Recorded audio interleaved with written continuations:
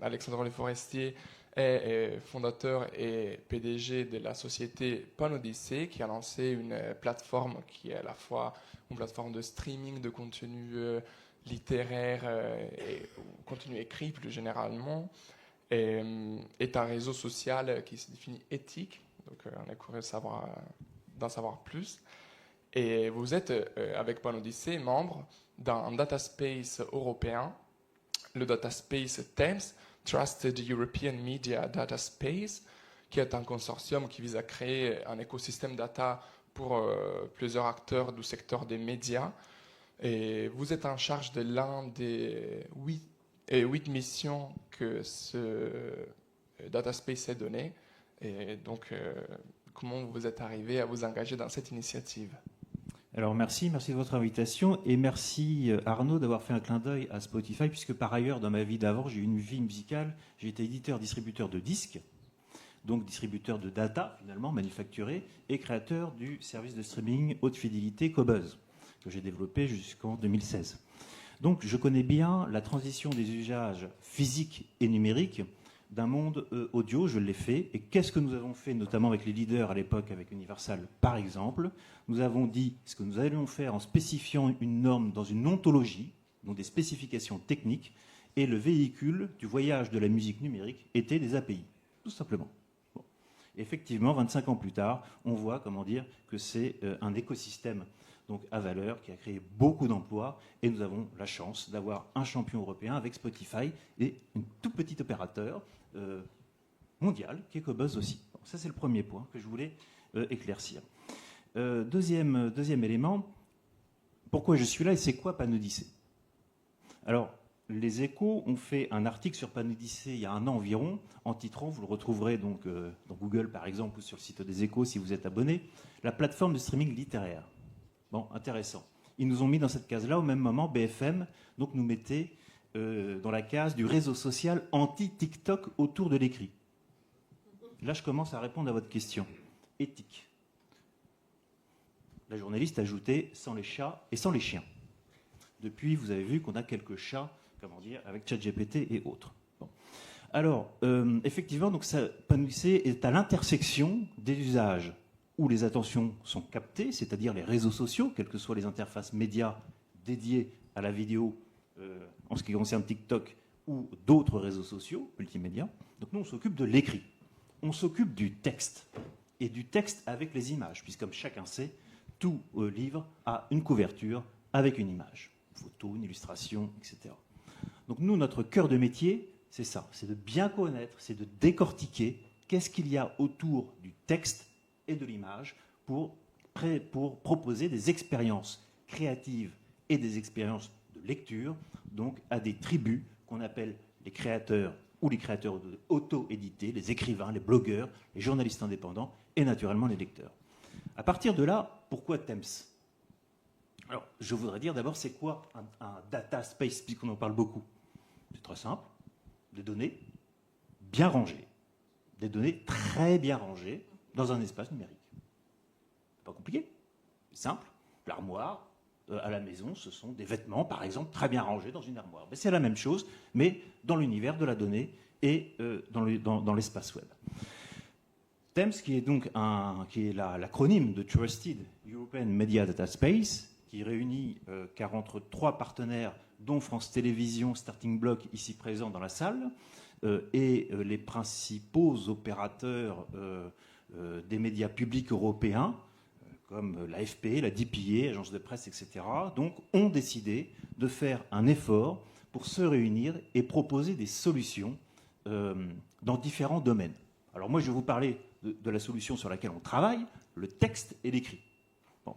Ce texte et l'écrit, donc ce trial, en fin de compte, vise, on en a beaucoup parlé aujourd'hui, donc d'abord à travailler ensemble. Et là, nous avons effectivement identifié au cours de cette journée des différents ateliers des freins importants, y compris des freins importants locaux, parce que travailler ensemble sur des sujets de transition, d'innovation, qui sont des sujets coûteux, parce qu'un ingénieur, ça coûte cher, parce qu'un développeur, ça coûte cher.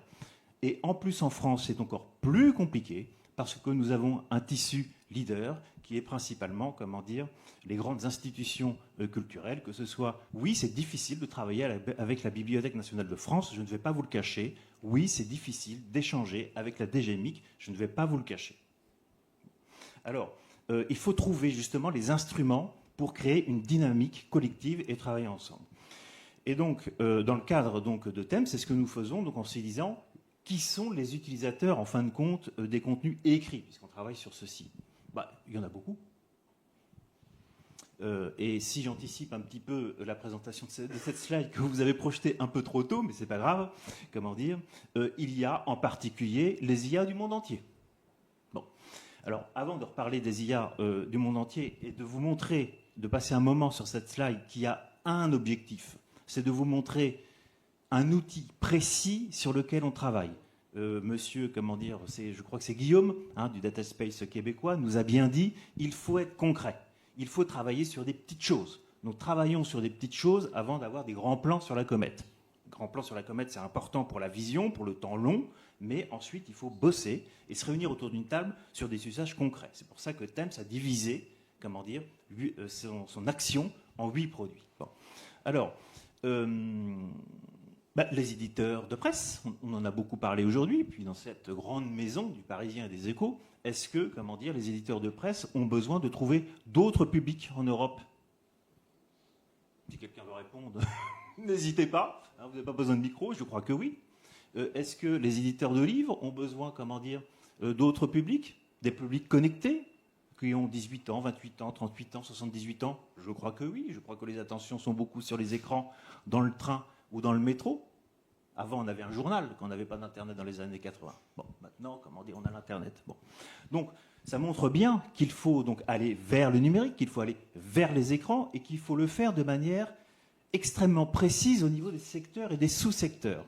Parce que les différents opérateurs, tout petits, comme Panelisée, ou très grands, comme de grandes sociétés d'édition ou de presse ou de médias, n'ont pas les mêmes contraintes, contraintes techniques, ça a été soulevé par plusieurs intervenants. Je crois que c'est ce matin en premier, Madame Zemmour, je crois, qui en parlait. Les DSI sont surchargés, on le sait. Bon. Donc il faut trouver des outils, fabriquer des outils simples qui répondent à des besoins simples pour faire voyager ces contenus avec éthique. Alors l'éthique, on en a beaucoup parlé aujourd'hui, la compliance européenne, la directive 2019 sur le copyright, le Digital Services Act, l'AI Act, bref, tout l'arsenal de compliance, donc ça c'est très important, et se mettre donc autour de la table pour travailler ensemble et en essayant vraiment de faire un effort sur l'équilibre des parties. Ça comporte aussi, on parlait des business models. Bon, on ne va pas se raconter n'importe quoi. Les business models demain, on les connaît? Non, on ne les connaît pas. Ça change tout le temps. Bon. En revanche, on peut dire au démarrage qu'on va faire les choses en transparence, proprement, pour créer de la valeur. Et là, regardons ensemble comment nous allons créer de la valeur en valorisant des attentions et des contenus, que ce soit audiovisuel, écrit, texte, tout ce que vous voulez, et en se disant, on fait un pacte de partage de valeur équitable. Ce que n'ont jamais fait les GAFA. La contradiction, c'est que tous ici présents, regardez où sont vos attentions dans vos téléphones portables sur des applications américaines, y compris dans le domaine de l'écrit dont je suis spécialiste. Je vais vous les nommer, voyez-vous, je vais vous nommer mes concurrents américains, Substack, Medium, Wattpad, surtout Substack, ou Blue Sky. Bon. Alors vous voyez bien les contradictions. Donc il faut reconnaître ces contradictions, il faut dire que c'est difficile, mais lorsqu'on a l'élan et la vision, ça aussi ça a été dit ce matin, technique et métier sont indispensables. Frédéric l'a encore rappelé, médias et culture. Oui, nous sommes dépendants des GAFA, on sait bien ce qui rapporte, c'est eux qui payent les factures, on le sait, il n'y a pas de problème. Bon. Mais il faut, travailler à une alternative européenne et locale, parce que nous, on est en France. La langue française, ça vaut quelque chose. Nos écrivains valent quelque chose. Nos enfants valent quelque chose. Et je crois qu'à Davos, il y a quelques jours, nous avons beaucoup entendu parler de ces sujets d'attention, à tel point, je crois qu'il y a eu aussi des annonces, assez en ce qui me concerne, étrange sur le thème d'un nouveau réseau social européen. Bon. Il y en a un qui existe aujourd'hui, dont on ne parle pas, c'est Panodyssée. Il y en a un autre qui n'existe pas, mais dont toute la presse française a parlé cette semaine. Je ne le nommerai pas. Alors, interrogeons-nous sur ces contradictions. Ne les jugeons pas, ce n'est pas mon propos, mais ce que je veux dire au travers donc, de cet échange et de cette manifestation dont je vous félicite, parce que j'ai découvert des personnes et des projets que je ne connaissais pas, dont celui-ci, dont le vôtre d'ailleurs. Autre contradiction, hein, Panodyssée est coordinateur de 2 consortiums européens au-delà de Thames. Le dernier qu'on vient de terminer, c'est Creators AI, qui nous a permis donc de développer un outil précis et sans tabou sur l'IA. Vous pouvez être pour, vous pouvez être contre, tout ce que vous voulez. Qu'est-ce qu'on a développé? On a développé donc dans le système Panodyssée, dans l'application, quand vous publiez, vous savez, vous publiez des posts ou des, enfin, bref, vous publiez quoi. Hein, bon. Et bien au moment de publier, vous pouvez remplir cette notice ou pas. C'est comme vous voulez, d'accord? La première question qu'on vous pose, voyez-vous, c'est la transparence sur le titre, comment dire, de votre propos, de votre texte, sur le contenu, sur l'image, sur les tags générés. Vous avez utilisé une IA ou pas? Si oui, laquelle? Et si oui, la version, c'est important le versionning. La deuxième étape, comment dire, on vous dit, mais dites donc, renforcez vos crédits de propriété intellectuelle. En même temps, ça va vous valoriser, puis ça va faire du, comment dire, du bon name dropping pour Google Search et les IA en search HGI. Là. Bon. Voilà, ça c'est franc du collier. Vous pouvez faire ou vous ne pouvez pas faire. Et puis la troisième, qu'est-ce qu'on vous a mis? Parce que ah oui, alors la troisième, elle commence à piquer. Les suivantes, on ne vous les a pas mis. Mais la troisième, en fin de compte, si, évidemment, tout ça ne peut se reposer, je reviens sur une chose fondamentale, le droit d'auteur. Ce n'est pas négociable. Ceci n'est pas négociable. À ce moment-là, effectivement, cette slide, ce screen 3, comment dire, vous invite à vous faire respecter. Est-ce que vous mettez à disposition, oui ou non, vos contenus aux IA? Et je peux vous dire que chez Panodyssée, les IA chinoises, elles nous pillent comme pas possible. Elles nous sniffent comme pas possible. Beaucoup plus que les IA américaines. Et je regrette que Mistral ne nous sniffe pas au passage. J'espère qu'il va bientôt venir nous sniffer.